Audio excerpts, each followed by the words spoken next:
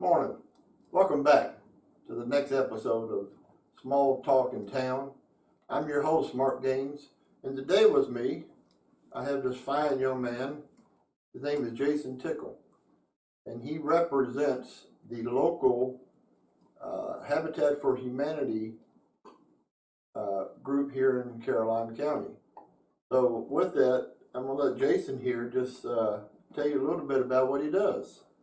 Yeah, thank you so much for having me, Mark. I really appreciate it. And thank you, everybody, taking the time to listen to what we're discussing today.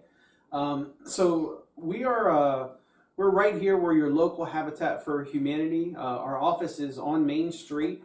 We actually share the same building as Caroline's Promise, so just literally right on Main Street. We also are getting ready to open up a second office above the coffee shop here. We're pretty blessed. Caroline Habitat has really been able to do a lot of new exciting work the last 12 months. We are only one of two habitats in the entire nation that have the USDA 523 Mutual Self-Help Grant.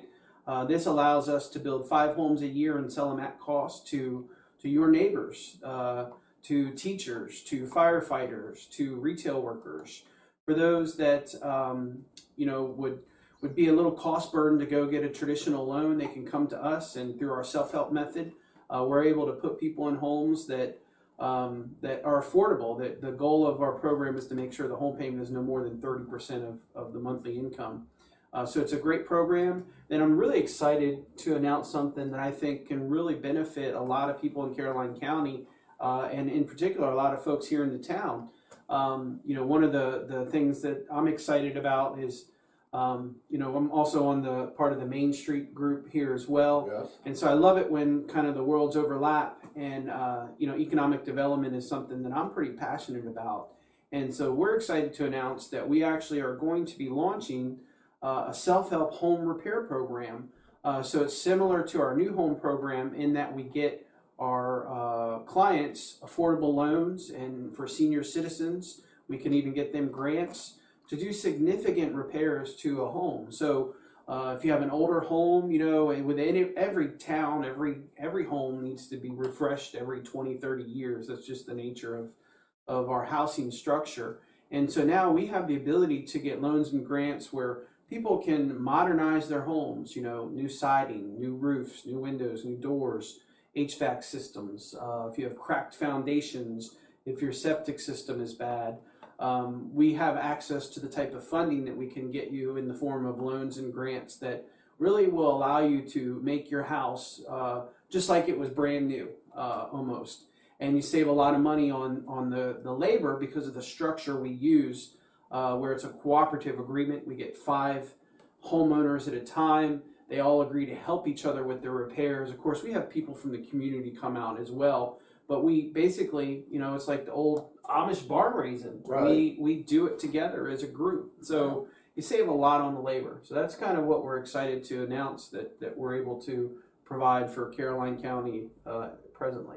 Now, how does someone qualify for this? Great or question. Get nominated for it or come to you for it? Yeah, so all they need to do is just call our office at 804-633-1000 or email a special email we set up just for this, homerepair@habitatofcaroline.org. And basically, we just need to talk to you first and talk a little bit about your living situation, to make sure you qualify. For example, you have to own the home. You can't be a rental property. Your income needs to be within a certain range. You cannot make over, for a family of 4, $77,100. And then for grants for senior citizens, they have to be over 62 and show they do not have the amount of money to afford a small loan. Okay. So those are just some of the basics. There are some other things as well that we we could spend an hour talking about. But so Right. if people just call us, we'll just ask them a few questions and kind of get them started on the process. Now, I'm glad I got you here because one of the things that people always seem to think that when they hear Habitat for Humanity, it was like, oh, somebody's going to get a home. We're going to getting a home for nothing. But in all actuality, they have to pay for their home. They have to help build this home. They have to do a certain percentage of the work. That's correct. They have to qualify, just like anybody else does. But the primary reason that they're getting the loans or able to apply for these loans is because of what? Lower income, poverty levels. I mean, you know, it's not like you and I go out here and get a loan through, you know, HVA loan, whatever. Yeah. FHA loan, because they don't qualify. Why? That's a good question. So, and this is a touchy subject, right? So, some people think poverty is you know, below 16 grand a year. Other people think it's below 40. So this is always a touchy subject. We live in a very high income region because we have Northern Virginia, we have Richmond, and so for our region, we can only get these loans for people who are considered very low and low income. And some people, you know, don't like to be thought of as low income, but technically I'm low income. For our region, if you're below $77,100, you're technically classified as low income. And now granted, you can live very well, in my opinion, off of that amount of money, as long as you know how to budget and live within your means. But housing, if you're in that income bracket, if you go to try to buy a house, it's very difficult. Oftentimes, you know, the affordability for a home is 30% of your household income. Okay. So just think of if you're a single person, and you know, I'll give a teacher for example. They start at $40,800 a year in Caroline. Yeah, right. Now, if you are not married and you want to buy a home, that's going to be a hard thing to do, to find something that's in decent enough shape where you don't have to invest all this money into fixing it up. So that's a prime example of somebody who can come in and get a home that's new, modern, and gonna provide them with years of affordable living. Gotcha. You know, right now teachers oftentimes they have to wait 7-8 years before they build enough tenure and their pay is up enough to be able to buy something that isn't a fixer-upper. Gotcha. So now they can kind of come in and probably get a home anywhere from 5 to 7 years quicker than they might have the other way. But you're absolutely right. They pay for it all. They pay for what we call the sticks and the bricks. So they don't pay for Habitat's operating expenses. We have a grant that does that, fortunately. But they pay for every nail, every, you know, the plumber that comes out there, the HVAC guy, the people doing the lot clearing. They pay for all of that. But because of the cooperative labor agreement, our homeowners typically move in with 20 to 30% equity. For example, the homes we're building over in Milford right now, they're selling for about $150. They're appraised at $200,000. So day one, they move in with $50,000 equity.